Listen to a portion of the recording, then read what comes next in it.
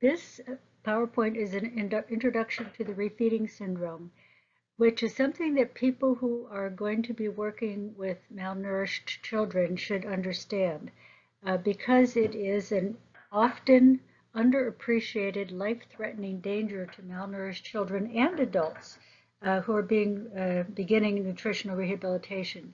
The subject matter is complex and challenging, and as we go through it, don't feel overwhelmed, don't get lost in the weeds. I felt it was important to include this PowerPoint in our training so that people understand the seriousness and then also the reason why we have included phosphorus, magnesium, potassium, for example, in our macronutrient formula that is so important to use when we're doing refeeding of malnourished children.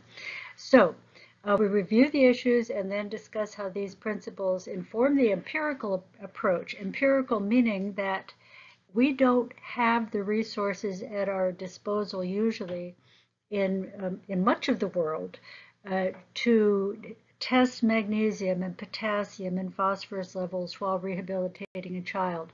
That's in the ideal world. Everyone would have that at their disposal, but we're not living in the ideal world.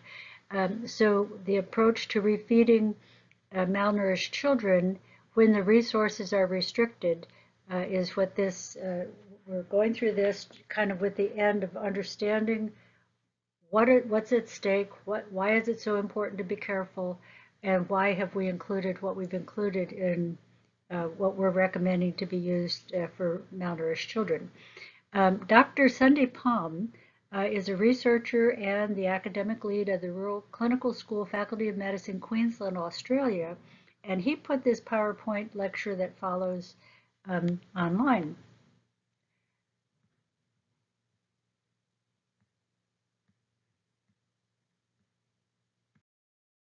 The refeeding syndrome. Now, who gets the refeeding syndrome? People, not just children who are malnourished, who are our focus, but people all over the world. People who have anorexia nervosa, or classic marasmus and kwashiorkor, which are severe malnutrition. Chronic diseases like cancer, failure to thrive, morbid obesity when people have dieted and lost massive amounts of weight, and starvation even from short periods of stress. What is refeeding syndrome? It refers to the metabolic alterations that occur during nutritional repletion of underweight, severely malnourished, or starved individuals. And sometimes the most severe consequence is severe hypophosphatemia, in other words, low phosphate, with the associated complications. It affects many systems, which we'll talk about in a moment. And classic reports come from World War II conscientious objectors, volunteers who volunteered to be starved and then refed so that people could understand the consequences. What is the biochemical basis of refeeding syndrome? Low phosphate, low magnesium, low potassium, low thiamine. Protein is also in there, and also the other things to be concerned about are calcium, sodium, acidosis, and fluid retention, I'll add. The physiology of starvation, what happens? Well, for the first 24 to 72 hours, you're making new sugar from your liver and muscles because the body needs sugar, glucose, for the brain, for red blood cells, and for the medulla of the kidney. After 24 hours, you start going into ketosis. Some people do this on purpose for the ketogenic diet, and for sometimes that is used for therapy for example, children with epilepsy. What happens when you go into ketosis? You have free fatty acids with protein sparing. At first, you're not consuming your proteins. You're your protein tissues in your body. You have a decrease in glycogenolysis. You stop metabolizing as much glycogen to make sugar. Your basal metabolic rate goes down. You have a decreased secretion of insulin. And your brain is now using free fatty acids as an energy source. And then next, we go on to other things that happen. Your thyroid function goes down. Your anti-diuretic hormone goes down. In other words, the hormone that keeps you from getting rid of fluid. That goes down. So you tend to get rid of more fluid. Your growth hormone goes up. You have elevated levels of your aldosterone and your cortisol. Now, again, risk factors, we talked about this. I won't repeat that. The pathologic challenges in starvation. Your cardiac, what happens in the heart, the size of the heart goes down, the cardiac mass and the electrical function or the conduction of heartbeats is compromised.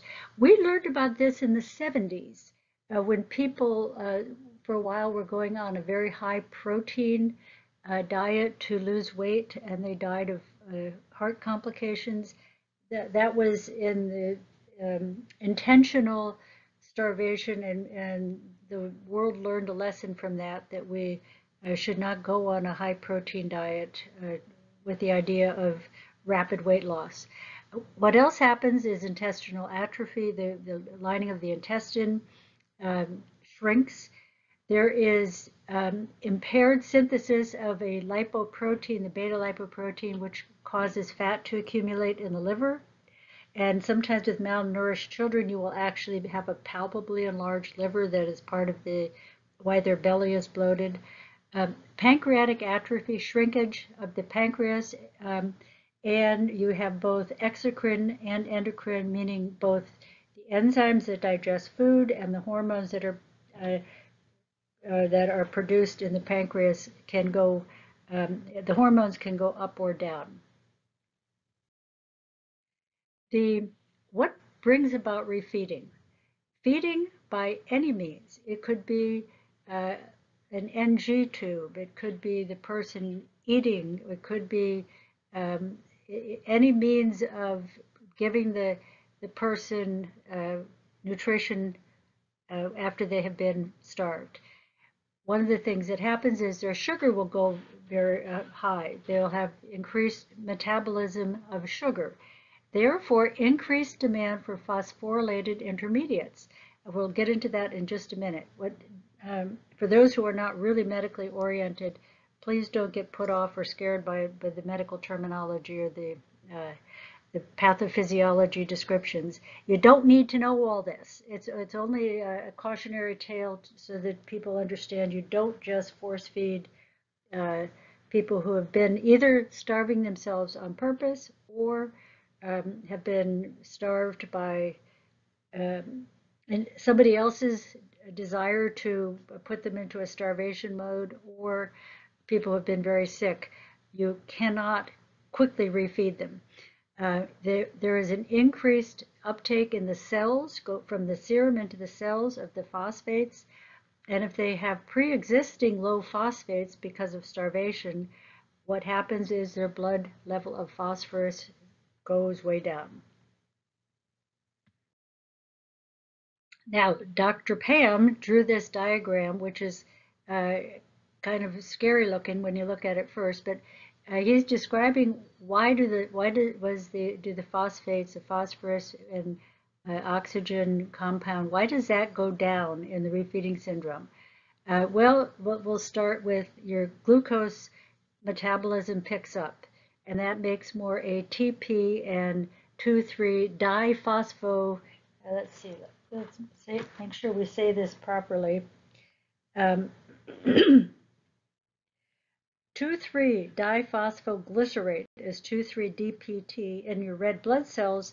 That increases with when you that is what helps the oxygen in the red blood cells to be released for the needs of the body. So that's very important. So because of that, you need number two. Let's go down to number two. Your phosphate is consumed in the cells to make the ATP and the 2,3-diphosphoglycerate, which is 2,3-DPG.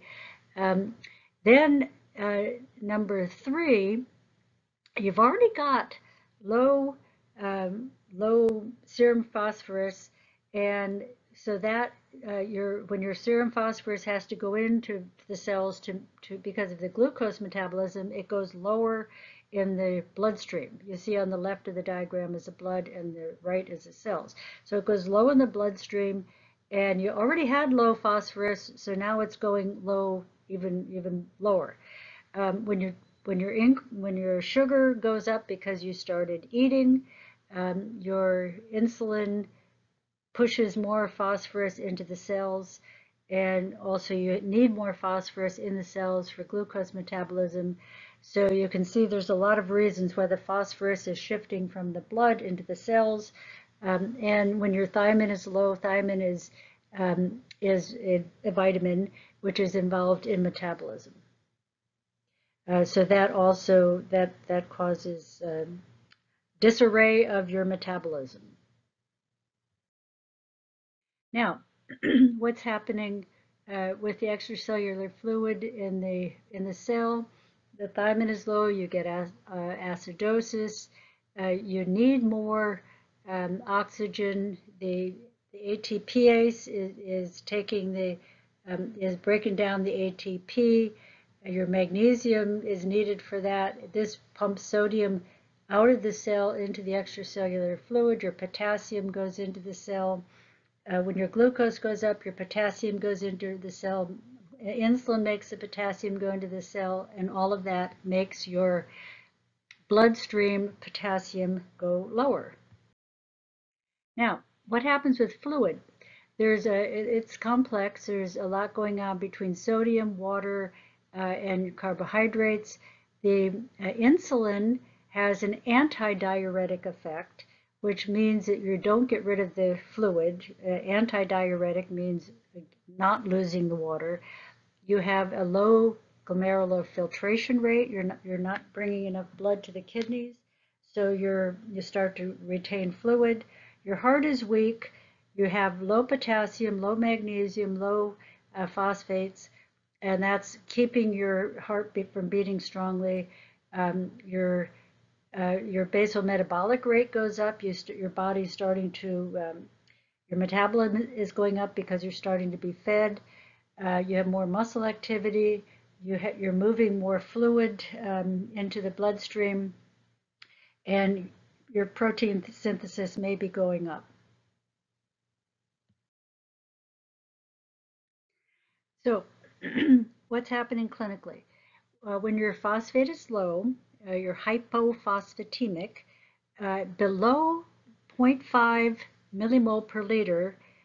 Now, that assumes that you have a laboratory to measure, but these same things are happening whether you can measure it in the laboratory or not. So keep that in mind. This PowerPoint is geared toward when you have everything at your disposal.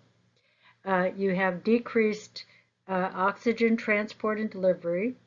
You have decreased heart function. Your diaphragm isn't contracting. You go into respiratory failure. You have funny tingling paresthesias.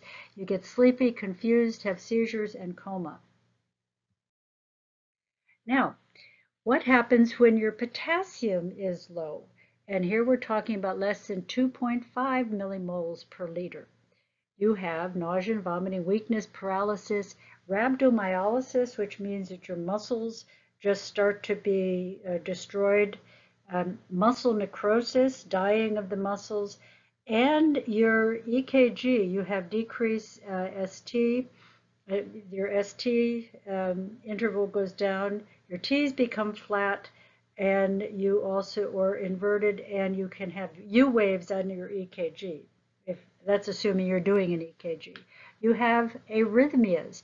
Your heart is racing. You can have an atrial tachycardia, meaning from the rapid heart rate because of the upper part of the heart, or you can have slow heart rate. You can have blockage between the conduction from the top to the bottom of your heart. You can have extra beats, the PVCs, premature ventricular contractions, VTach, which is ventricular tachycardia. That is your heart is going very fast because of the ventricles driving a rapid heart rate. And you can have VFib, and VFib is a cause of sudden death. Number 3, more clinical manifestations. Low magnesium. When your serum magnesium is below 1.5 milligram per deciliter. Now, the magnesium is a cofactor in oxidative phosphorylation, part of your metabolism. If you have low magnesium, it complicates the treatment of low potassium and low phosphates. You have weakness, your muscles are twitching, you're shaking, you have diarrhea. It's hard to get the potassium up and the phosphates up. You can have tetany, meaning severe muscle spasms, seizures, coma. Your EKG changes, there are many EKG changes. You have a high PR interval, a high prolonged QRS, prolonged QT, and a decreased ST interval. You can have arrhythmias, atrial fib, torsades de pointes, VFib, which is, of course, a fatal arrhythmia. That's the arrhythmia that you may need to be cardioverted with a defibrillator, if you're fortunate enough to have a defibrillator, and VTach, ventricular tachycardia. The clinical manifestations number 4 from thiamine and perhaps other vitamins, lactic acidosis, encephalopathy, and sodium and fluids. Now, the one thing that malnourished children are not deficient in is sodium. So that they're deficient often in every other nutrient, every other macro and micronutrient, but not sodium. And sodium in the setting of refeeding is a very serious problem. It's complex. Adults and children will have fluid retention, pulmonary edema, meaning water in the lungs, severe, not just a little fluid retention, but pulmonary edema would suggest a more significant degree, and heart failure. By the way, if you notice, the spelling is the British way, the OEDEMA, and the same thing with the spelling of anemia and diarrhea. It's not the American way, it's the British and most of the rest of the world. Prevention. Look, first of all, know who's at risk. People have had malnutrition and severe weight loss. Don't be overzealous. You think when you see somebody who's been starving that they should be given a lot of food quickly, and that is incorrect. It's our instinct, but it's incorrect. Start slow, go slow. And correct any electrolyte abnormalities before starting. Before you start giving calories, start with something very low calorie and high in the things that are likely to be missing, meaning the magnesium, the phosphorus, the calcium, the potassium. So that starting to replenish those things, or making sure that the child or adult has as you're starting to refeed them, has a diet that are high in those electrolytes, those minerals, and also the micronutrients. So be very cautious monitoring and correcting the electrolyte imbalance, or if you cannot measure empirically, you should start with a formula that has a balanced amount of those critically important minerals. Vitamin supplements. Be sure to give a complete formula of the essential micronutrients and microminerals, not just the macro minerals, calcium, phosphate, the magnesium, potassium, but the micronutrient minerals and vitamins. And if the refeeding syndrome shows up, you interrupt the feeding. Now, approach to treatment. Be sure to be aware of it. Give them thiamine. If possible, give the person oxygen, because their oxygen, because of the low phosphate, they're going to have a hard time delivering oxygen to their tissue. With fluid overload, diuretics may have a role sometimes, but be super careful. That complicates the picture, because diuretics also get rid of potassium and magnesium, so you have to be very, very cautious. Don't be too aggressive with the diuretics. And weight adjustment, you're going for their ideal body weight. Now, the treatment of the hypophosphatemia. Dr. Sunday is saying that the phosphate doses are largely empiric. Give what you think they need, but actually more than what you think they need, assuming that they're depleted. So when you're starting to refeed them, give them more than what you would give a person who is in a steady state of their nutrition. Oral route is preferable. Don't start with IVs if you don't have to. The phosphate may cause diarrhea. Absorption is unreliable, but it's suitable for mild cases. Now, if you're needing to give it not by mouth but parenterally IV, or you should be very careful. Monitor the serum sodium every 2 to 4 hours at first, daily later. Worry about thrombophlebitis and hypocalcemia. Now, how much to give if you're giving this IV? There's a chart there, the level in milligrams per deciliter and the amount to give an IV doses per kilogram. Now, the hypokalemia, give the replete orally when possible. It doesn't taste good, and you can also get diarrhea. In severe cases, give it IV, but you have to be very careful with giving potassium IV, because it can cause some serious cardiac arrhythmias. You have to correct the hypomagnesemia in order to be successful with treating the hypokalemia. And of course, you can't use too much in the veins, and you have to monitor serum levels closely if you can. Serum levels. Now, how to treat the low magnesium? Give it IV in severe cases. It is difficult to get it out to the tissues. Your kidneys are getting rid of it as you're trying to replete. Your kidneys are putting it out. You correct over several days, and go slow over the first few hours, and sometimes even first 2 to 6 hours, and some people will say for 6 to 12 hours, go slow.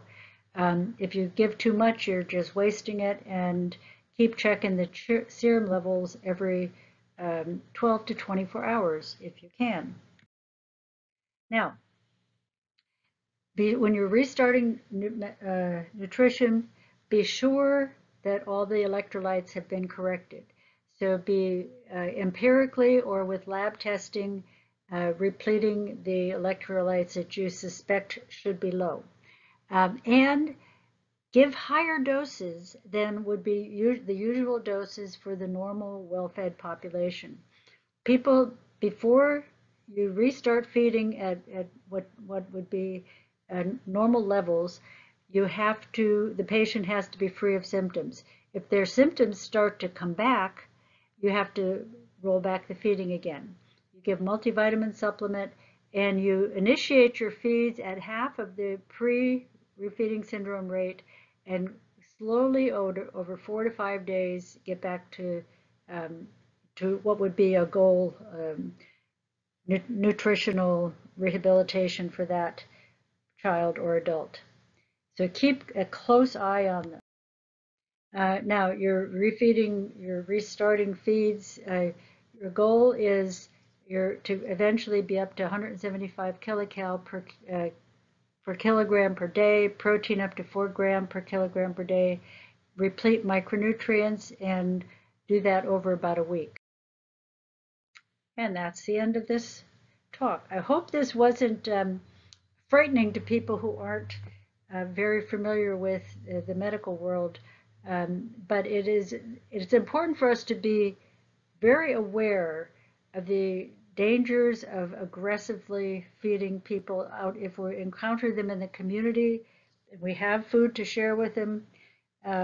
It is very important to go slow, go low, go slow, and don't risk doing harming them with our good intentions.